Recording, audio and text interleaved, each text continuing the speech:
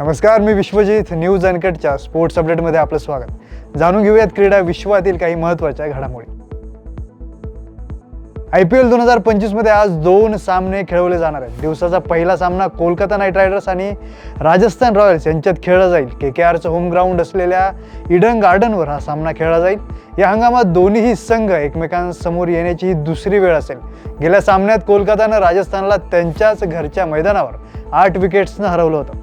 राजस्थान रॉयल्सचे 11 सामन्यात 3 विजयांसह 6 गुण आहेत, तर दुसरीकडे कोलकाता 10 सामन्यात 9 गुणांसह 7व्या स्थानावर आहे. पंजाब किंग्ज आणि लखनौ सुपर जायंट्स यांच्यात IPLच्या यंदाच्या हंगामातील 54वा सामना आज संध्याकाळी 7:30 वाजता रंगणार आहे. HPCA मैदानावर हा सामना खेळला जाईल. पॉईंट टेबलमध्ये 13 गुणांसह 4थ्या स्थानावर असलेल्या श्रेयस अय्यरच्या नेतृत्वाखालील पंजाब आणि प्लेऑफच्या बाबतीत 6व्या स्थानावर असलेल्या ऋषभ पंतच्या नेतृत्वाखालील LSG दोघांसाठी हा सामना महत्त्वाचा आहे. दोन्ही संघ प्लेऑफच्या शर्यतीत आहेत, त्यामुळे या सामन्याचा निकाल दोघांसाठीही महत्त्वाचा असणार आहे. IPLच्या 52व्या सामन्यात रॉयल चॅलेंजर्स बंगळुरूनं चेन्नई सुपर किंग्जवर 2 धावांनी रोमांचक विजय मिळवला. त्यामुळे RCBचा संघ 16 गुणांसह गुणतालिकेत अव्वल स्थानावर आलाय.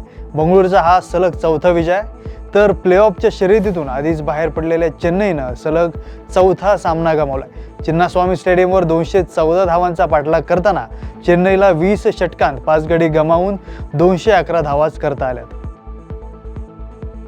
काल IPL मध्ये रॉयल चॅलेंजर्स बंगळुरू विरुद्ध चेन्नई सुपर किंग्ज यांच्यात सामना झाला. दरम्यान या सामन्यात चेस मास्टर विराट कोहलीनं एक जबरदस्त रेकॉर्ड केलाय. एकाच टीमसाठी T20 मध्ये सर्वाधिक षटकार मारणारा तो एकमेव फलंदाज ठरलाय. विराट कोहलीनं आतापर्यंत रॉयल चॅलेंजर्स बंगलोरसाठी तब्बल 300 षटकार मारलेत. बांगलादेशमध्ये 2 कसोटी सामन्यांची मालिका 1-1 अशी बरोबरीत सोडवल्यानंतर झिम्बाब्वे क्रिकेटनं इंग्लंड दौऱ्यासाठी संघ जाहीर केला. बांगलादेशमध्ये कसोटी खेळणाऱ्या संघात 3 बदल करण्यात आलेत.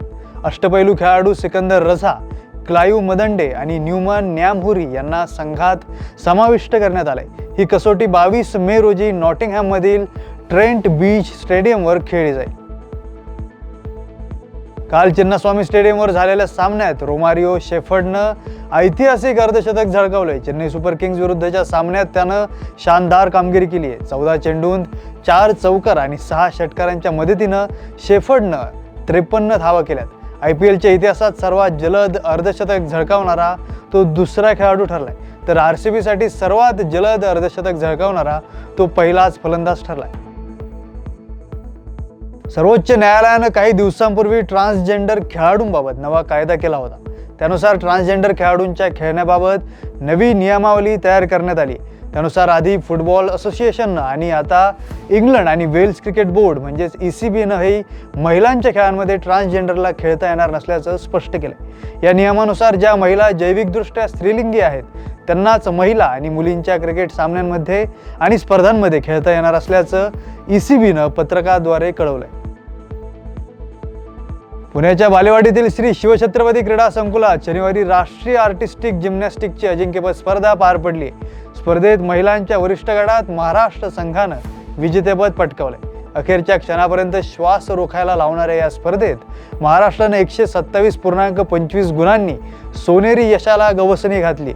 महिलांच्या वरिष्ठ गटातील असामांतर बार्स प्रकारात महाराष्ट्राच्या अनुष्का पाटील हिनं कांस्य पदक जिंकलंय.